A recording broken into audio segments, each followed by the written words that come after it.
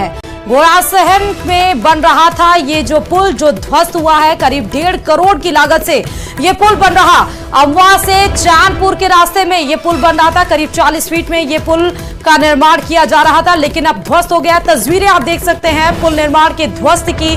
बिहार के मोतिहारी में ये ध्वस्त हुआ है पुल। बड़ी खबर आपको बता रहे हैं, अमवा से चांदपुर के रास्ते में ये बन रहा था पुल। करोड़ों की लागत से ये पुल बनाया जा रहा था और करीब 40 फीट में बन रहा था ये पुल, और लेकिन अब ध्वस्त की तस्वीरें सीधे मोतिहारी से बिहार।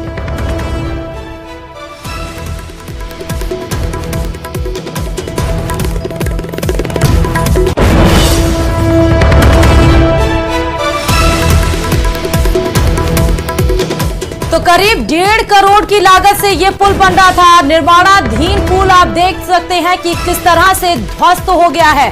फिलहाल ये क्यों ध्वस्त हुआ है, कैसे हुआ है, ये सब कार्रवाई का विषय है। लेकिन 40 फुट गहरे में ये जो पुल था ये निर्माण किया जा रहा था और मोतिहारी में ये पुल जो करोड़ों की लागत से बनाया जा रहा था वो ध्वस्त हो गया है। और बड़ी खबर आपको नीट से जुड़े मामले को लेकर बताते चले, जहां पर एनटीए के अधिकारियों से लगातार पूछताछ हो सकती है। ये सूत्रों के हवाले से खबर है। शिक्षा मंत्रालय के अधिकारियों से पूछताछ संभव है। यूजीसी नीट मामले में जांच की जा रही है और लगातार एनटीए के डीजी हैं उनको कल हटा दिया गया था और अब ये बताया जा रहा है कि एनटीए के अधिकारियों से भी पूछताछ हो सकती है, क्योंकि एनटीए नेशनल टेस्ट एजेंसी यही वो एजेंसी है जो यूजीसी नेट की बात करें, जो 18 जून को परीक्षा थी जो स्थगित कर दी गई या फिर होने के बाद स्थगित कर दी गई क्योंकि उसमें कुछ गड़बड़ियां पा गई थी। और नीट की परीक्षा तो आपको पता ही है कि कितने बड़े स्तर पर उसमें धांधलेबाजी का जो पूरा खेल है वो निकलकर सामने आया है। तमाम लोगों की गिरफ्तारी हो गई है। एनटीए ही इन दोनों एग्जाम को कंडक्ट कराता है और इसीलिए अब एनटीए के अधिकारियों से भी पूछताछ की खबर सामने निकल कर आ रही है और कल ही एनटीए के डीजी को हटाया गया था। बड़ी खबर इस वक्त सूत्रों के हवाले से। तो नीट मामले में 4 बड़ा अपडेट इस वक्त आपको हम बताएंगे और सबसे पहले हम आपको यह दिखा देते हैं कि आज होने वाली नीट पीजी की परीक्षा रद्द कर दी गई है। मौजूदा विवाद की वजह से यह फैसला रद्द किया गया है और इसके अलावा आज 1563 छात्रों की नीट यूजी का री एग्जाम होगा, क्योंकि 23 तारीख को कोर्ट ने बताया था कि जो भी जिनको ग्रेस मार्क्स मिले हैं, और ग्रेस मार्क्स यानी कि 1563 बच्चे ऐसे थे जिनको ग्रेस मार्क्स दिए गए थे, उनका फिर से री एग्जाम होगा। तो आज उन्हीं बच्चों का री एग्जाम होने वाला है। ये वो छात्र हैं जिन्हें पिछली परीक्षा में ग्रेस मार्क्स दिए गए थे और इसके अलावा सीबीआई को नीट लीक का मामला जांच के लिए सौंप दिया गया है। और आज की बड़ी खबर यह भी है कि नीट विवाद के बीच इसकी परीक्षा कंडक्ट कराने वाली संस्था एनटीए के डीजी को हटा दिया गया है। तो सुबोध कुमार को हटा दिया गया है। बड़ी खबर आपको बता रहे हैं। तो 4 बड़े अपडेट्स इस वक्त आपको टीवी स्क्रीन पर भी दिख रहे हैं। नीट से जुड़ी हुई परीक्षा रद्द की गई। यूजी नेट के जिसमें ग्रेस मार्क्स दिए गए हैं उनकी आज परीक्षा एग्जाम है। नीट केस की जांच करेगी सीबीआई और एनटीए के डीजी को हटाया गया। और नीट से जुड़ी इस वक्त की बड़ी खबर यह भी है जो कि सूत्रों के हवाले से है। जी हां, नीट पेपर लीक मामले में सूत्रों के हवाले से बड़ी खबर यह है कि आरोपियों के पास से 3 दर्जन से ज्यादा एडमिट कार्ड पाए गए हैं। आरोपियों के पास से कई आधार और पैन कार्ड मिले हैं। आरोपियों के पास से 16 चेकबुक, 6 पासबुक भी बरामद हुई है। सूत्रों के हवाले से खबर है, पासबुक में करोड़ों के लेन देन के सबूत भी मिले हैं। ईओयू अब सभी कार्ड की जांच कर रही है। तो बड़ी खबर, एक के बाद एक नए खुलासे इसमें हो रहे हैं। तो आरोपियों के पास से कई दस्तावेज बरामद किए गए हैं। अब ईओयू इन सभी दस्तावेजों की जांच करेगी।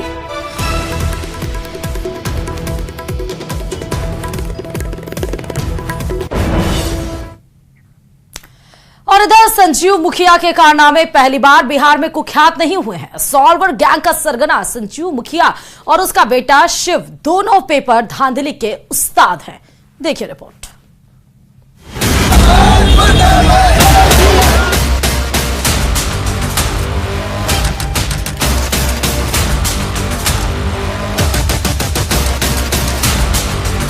प्रोफेसर, नीट पेपर लीक की धांधली का सूत्रधार एक प्रोफेसर है। उसका पता झारखंड का हजारीबाग है, जिसने मशहूर वेब सीरीज मनी हीस्ट के प्रोफेसर की तर्ज पर पेपर लीक का कुचक्र रचा। पुलिस जांच में अब तक जितने पर्दाफाश हुए हैं उससे सिग्नल मिले हैं कि पेपर लीक की पहली और सबसे अहम कड़ी यही प्रोफेसर है। बाकी सब के सब प्रोफेसर के शातिर स्टूडेंट, जिसमें बिहार एपिसोड का सरगना है संजीव मुखिया।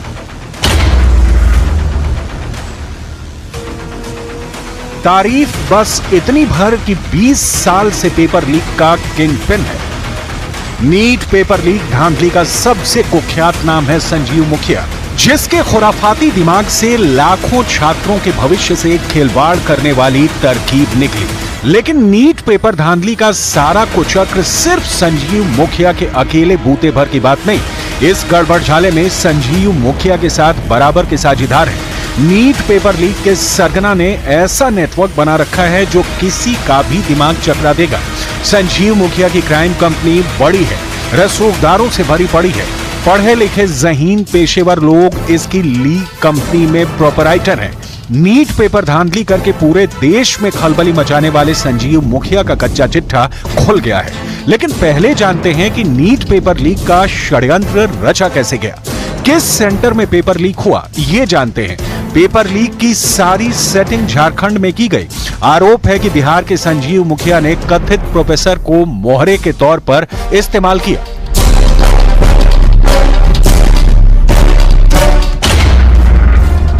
देखिए, सबसे पहले झारखंड के हजारीबाग के एक सेंटर से पेपर लीक हुआ और ये पेपर पहुंचा एक कथित प्रोफेसर के पास। इस प्रोफेसर के फोन नंबर से ही संजीव मुखिया के फोन पर पेपर भेजा गया और फिर रांची के रिम्स के 10 डॉक्टर और पटना के 2 सॉल्वर ने इस पेपर को सॉल्व किया। यानी कि पूरी टीम ने प्रश्न पत्र को देखकर उसका आंसर तैयार किया और फिर जब आंसर तैयार हो गया तो संजीव मुखिया ने आंसर और प्रश्न पत्र को चिंटू को उसके फोन पर भेजा। इसके बाद पटना में सवाल और जवाब का प्रिंट आउट निकाला गया और पटना में ही लर्न एंड प्ले स्कूल में जो अभ्यर्थी ठहरे थे उन्हें परीक्षा से एक दिन पहले रात में सवाल और जवाब रटाया गया।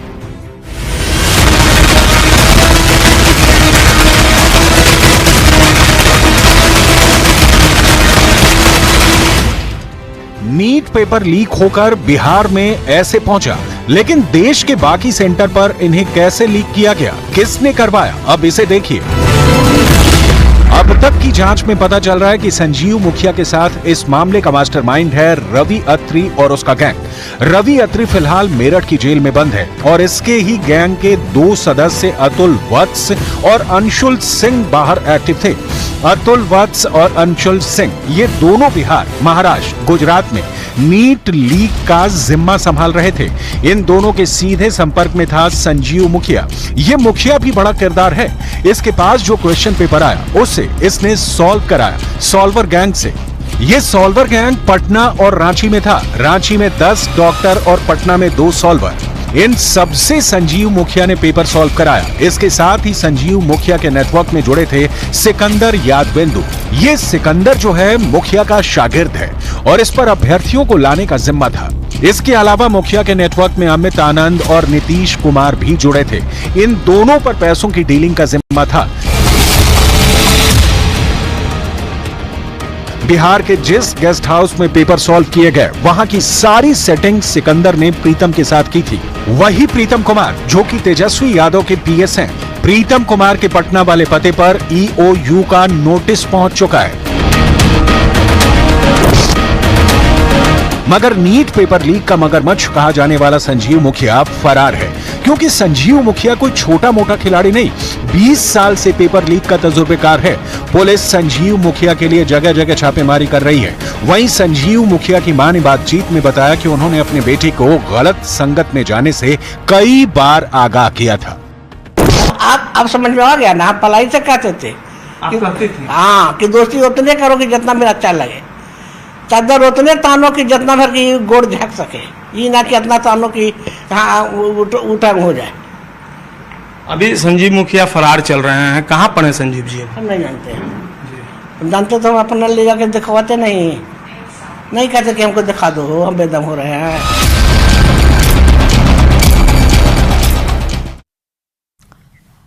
और अब बात कर्नाटक सेक्स स्कैंडल की, जहां पर फंसे जेडीएस नेता प्रज्वल रेवन्ना के बाद अब उनके भाई सूरज रेवन्ना को भी हासन पुलिस ने गिरफ्तार कर लिया है। उन पर भी यौन शोषण का केस दर्ज किया गया। जेडीएस पार्टी के एक कार्यकर्ता ने सूरज पर समलैंगिक संबंध बनाने के आरोप लगाए। पीड़ित युवक का आरोप है कि 16 जून को जेडीएस एमएलसी सूरज रेवन्ना ने उसका यौन उत्पीड़न किया। युवक ने शनिवार को सूरज के खिलाफ हासन जिले के होलेनरसीपुरा पुलिस स्टेशन में एफआईआर दर्ज कराई थी और पुलिस ने सूरज के खिलाफ आईपीसी की धारा 377, 342, 506 के तहत केस दर्ज किया था। साथ ही पुलिस ने पीड़ित युवक का बेंगलुरु में मेडिकल टेस्ट भी करवाया।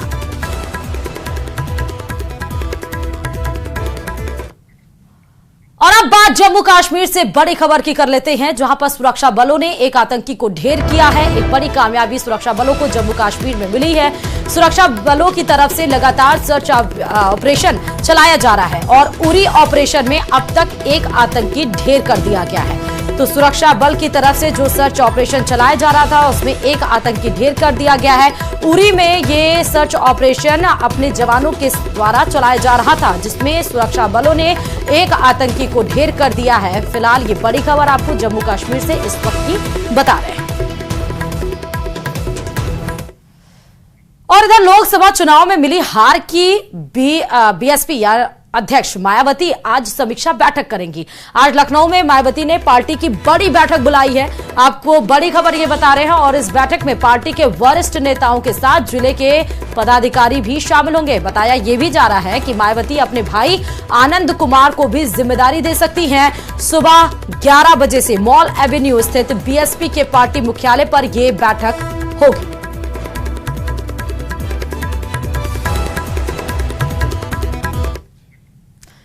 और दिल्ली में जल संकट को लेकर आज आम आदमी पार्टी के नेता उपराज्यपाल वीके सक्सेना से मुलाकात करेंगे। कल आम आदमी पार्टी ने उपराज्यपाल वीके सक्सेना को चिट्ठी लिखी थी और आम आदमी पार्टी के नेता संजय सिंह, सौरभ भारद्वाज, पंकज गुप्ता, दिलीप पांडे, दुर्गेश पाठक समेत कई विधायक और पार्षद उपराज्यपाल से मिलने के लिए जाएंगे। देखिए इसी पर यहाँ पे अनशन के लिए बैठ रही हूँ और तभी उठेंगी जब हर दिल्ली वाले को उसका हक का पानी मिलेगा। जल सत्याग्रह में छिड़ा संग्राम।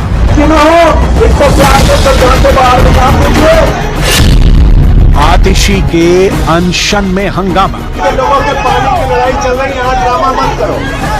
पानी की लड़ाई चल रही है, यहाँ ड्रामा मत करो। दिल्ली में पानी का गदर जारी है। कहीं धरना है, कहीं प्रदर्शन है, कहीं अनशन है, कहीं छिड़ा है संग्राम। ये दिल्ली है जहां पीने के पानी के लिए कोहराम मचा है।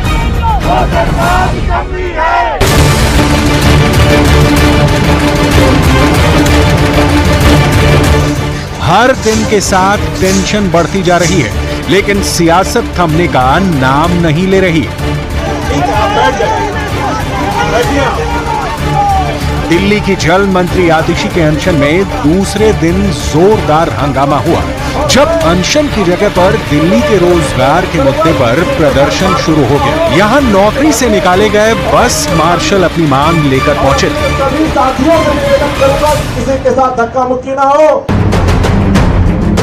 आतिशी ने प्रदर्शनकारी बस मार्शलों को बीजेपी के हथकंडे का हिस्सा बताया, तो हंगामे के दौरान आम आदमी पार्टी के संजय सिंह ने बस मार्शल को बीजेपी के लोग बताकर शांति बनाए रखने की अपील की। यहाँ से भेजे गए हो पता है, यहाँ से आपको भेजा गया है पता है। आप शांति से बैठिए। दिल्ली के लोगों के पानी की लड़ाई चल रही है, यहाँ ड्रामा मत करो। भोगल में पानी सत्याग्रह कर रही दिल्ली की जल मंत्री आतिशी के मंच के पास नौकरी से निकाले गए बस मार्शल को सुरक्षा कर्मियों ने बड़ी मशक्कत के बाद हटाया। वहीं प्रदर्शनकारियों ने आप कार्यकर्ताओं पर मारपीट के आरोप भी लगाए हैं। रात दिन और कहे मेरी माँ बहनों मेरी इज्जत रखना, हमने इज्जत रखी, बहका लिए हम और अब बहका के लुक रहे, हमें एक घूंट पानी नहीं। एकदम पानी सलाम देकर जा रहे हैं, सलाम गरीब आदमी भीख मांगना, पैसे लेते, पैसे लेके बेच रहे हैं, फ्री पानी नहीं मिल रहा, पैसे दे रहे हैं। आतिशी के अनशन में हंगामे पर दिल्ली बीजेपी अध्यक्ष ने केजरीवाल सरकार को खरी खरी सुना दी है। वीरेंद्र सचदेवा ने दिल्ली में सभी अव्यवस्था के लिए केजरीवाल सरकार को जमकर कोसा है। केजरीवाल का एक नया मॉडल है अनशन का, जिसमें जो सत्याग्रही है वो घर भी जाएगा, सोएगा भी, खाना पीना भी करेगा और फिर मीडिया के सामने फोटो खिंचाने के बैठ जाएगा। हम पहले दिन से कह रहे हैं कि पानी की समस्या से ध्यान भटकाना, पानी की जो चोरी, कालाबाजारी और गोरखधंधा आम आदमी पार्टी के विधायक मंत्री करते हैं, उससे ध्यान भटकाने के लिए ये पूरी राजनीतिक नौटंकी की गई है, जिसका मकसद सिर्फ सुर्खियां लेना है। जनता की समस्या से इनका कोई लेना देना है नहीं। पानी पर आम आदमी पार्टी और कांग्रेस से भी अलग अलग राय सामने आ रही है। कांग्रेस पार्टी ने आतिशी के अनशन पर सवाल उठाए हैं, तो वहीं भूपेंद्र सिंह हुड्डा ने हरियाणा पर पानी रोकने के आरोपों को सिरे से खारिज कर दिया है। मैंने हर संभव रास्ता अपना के देख लिया, लेकिन जब किसी भी रास्ते से हरियाणा सरकार पानी देने को तैयार नहीं हुई, तो मेरे पास अनशन पे बैठने के अलावा कोई रास्ता नहीं था। दिल्ली वाले इतने कष्ट में हैं, इतने परेशान हैं, एक एक बूंद पानी के लिए तरस रहे हैं। हरियाणा अपने हक का पानी, हरियाणा किसी का पानी नहीं रोक रहा। पानी तो जो है SYL खुदनी चाहिए थी, सुप्रीम कोर्ट ने फैसला कर दिया था। केंद्र में बीजेपी की सरकार है, हरियाणा में बीजेपी की सरकार है। SYL खोदना चाहिए, बल्कि हमारा पानी दिलवाओ। तल्ख बयानबाजी के साथ दिल्ली की सड़कों पर पानी के लिए जोरदार प्रदर्शन हो रहे हैं। सड़क पर बीजेपी ने आम आदमी पार्टी के खिलाफ मोर्चा खोल रखा है। और कथावाचक पंडित प्रदीप मिश्रा के खिलाफ ब्रज के संतों ने मोर्चा खोल दिया है। दरअसल राधा रानी पर दिए गए बयान से ब्रज के संत नाराज हैं और चाहते हैं कि प्रदीप मिश्रा राधा रानी से माफी मांगे, नहीं तो आंदोलन को बड़ा किया जाएगा। पंडित प्रदीप मिश्रा के बयान के खिलाफ कल बरसाना में संत समाज महापंचायत का आयोजन करने जा रहा है। वृंदावन में संतों की एक धर्म सभा का आयोजन हुआ, जिसमें कल महापंचायत किया जाएगा। बरसाना में कल शाम 3 बजे से 6 बजे तक महापंचायत होगी, जिसमें ब्रज मंडल के साधु संत, धर्माचार्य, भागवताचार्य और तीर्थ स्थलों के प्रमुख आचार्य और ब्रजवासी समाज मौजूद रहेंगे।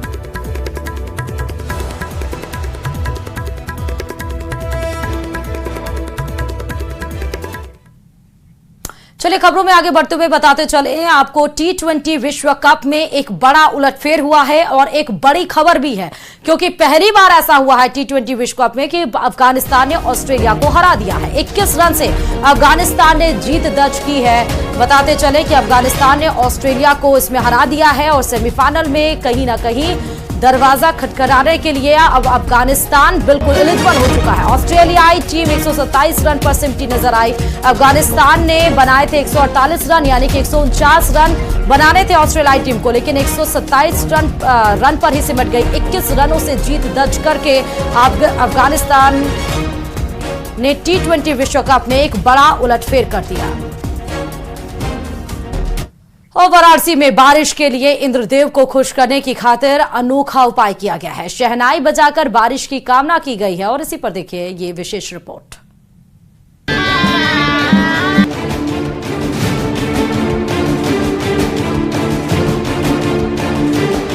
भोले की नगरी काशी में इस बार प्रचंड गर्मी से लोगों को काफी दिक्कतों का सामना करना पड़ा है, लेकिन अब पारा 40 डिग्री के नीचे आया है। लोग अब मॉनसून का इंतजार कर रहे हैं।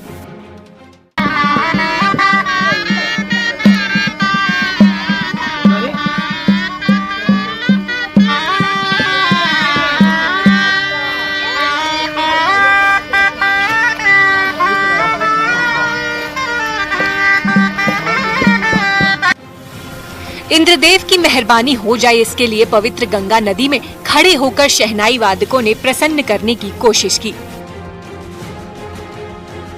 शहनाई की धुन छेड़कर बारिश की कामना की है।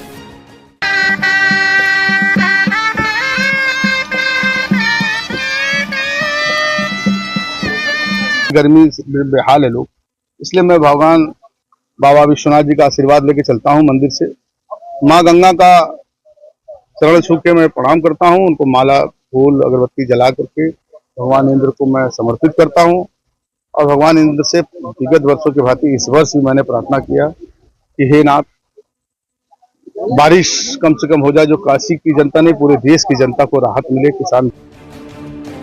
मौसम विभाग के मुताबिक मानसून अपनी सामान्य रफ्तार से आगे बढ़ रहा है। पूर्वी उत्तर प्रदेश में लू का असर कम हुआ है, वहीं पश्चिमी उत्तर प्रदेश में गर्मी अभी बनी रह सकती है। कहा जा रहा है कि 24 जून तक पूर्वी उत्तर प्रदेश के 50% जगहों पर बारिश होगी। 26 जून से मानसून के आने की संभावना है। शुक्रवार को भी प्रदेश के कई इलाकों में बारिश हुई, खासकर पूर्वी उत्तर प्रदेश में मौसम खुशनुमा बना हुआ है। 26 जून तक पश्चिमी उत्तर प्रदेश में भी अच्छी बारिश की उम्मीद जताई जा रही है। वाराणसी से रवि पांडे के साथ ब्यूरो रिपोर्ट, न्यूज़ 18। और 29 जून से शुरू होने वाली अमरनाथ यात्रा के लिए सभी इंतजाम कर लिए गए हैं। वहीं अमरनाथ गुफा में प्रथम पूजा की गई और इसी पर देखिए ये रिपोर्ट।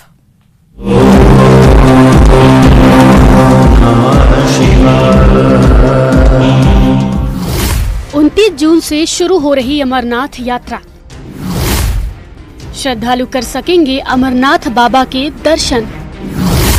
प्रशासन ने किए सुरक्षा के कड़े इंतजामात।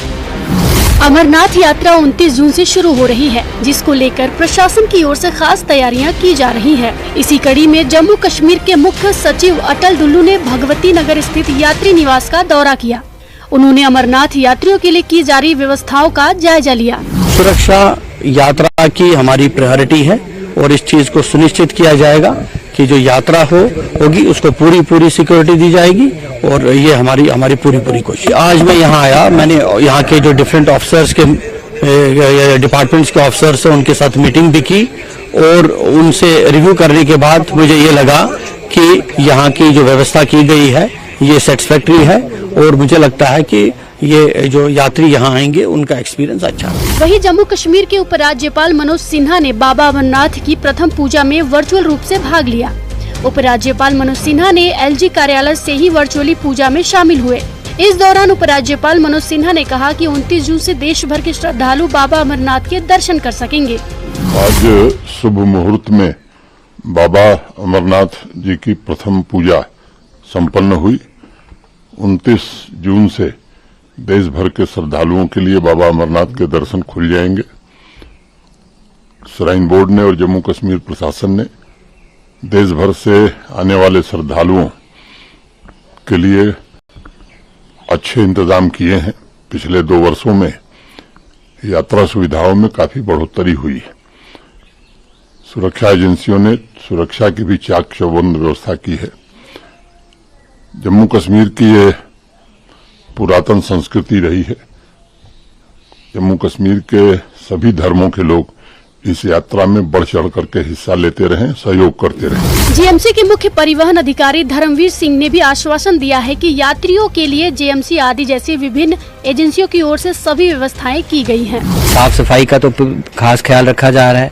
मैन एंड मशीनरी पूरी, जिसमें हमारी JCBs, refuse compactors, drinking water, sprinkles, जितनी भी मशीनरी हमारे पास अवेलेबल है, जो भी यहाँ जरूरत है, यहाँ नोडल ऑफिसर्स बनाए गए हैं। हमें जिस भी किस्म का एक तालमेल से चल रहा है sir, different agencies, different organisations यहाँ काम चल रही हैं, तो जीएमसी उनको हर तरफ से सपोर्ट कर रहा है। यहाँ पे रेलवे स्टेशन से लेके बस स्टैंड से लेके जहाँ से भी यात्रियों ने आना है, हम हर तरफ से हमारे आरसी बिन्स लग रहे हैं, पूरी सपोर्ट जो है दी जा रही है सिस्टम हमारे जेएमसी की तरफ से। गौरतलब है कि इस बार अमरनाथ यात्रा आगामी 29 जून से शुरू होकर 29 अगस्त यानी कि रक्षाबंधन पर्व तक चलेगी।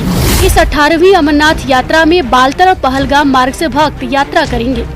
Bureau report, news 18।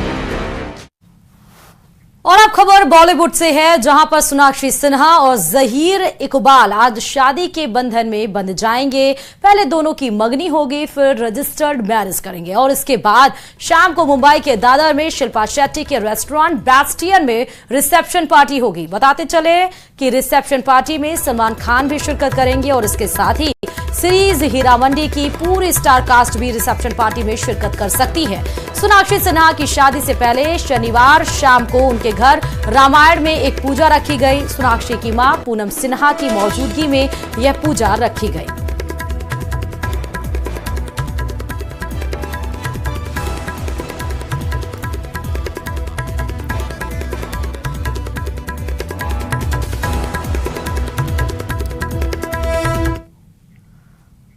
और बिग ब्रेकिंग में फिलहाल इतना ही, और आगे मेरे साथ देखिए 100 गांव 100 खबरों।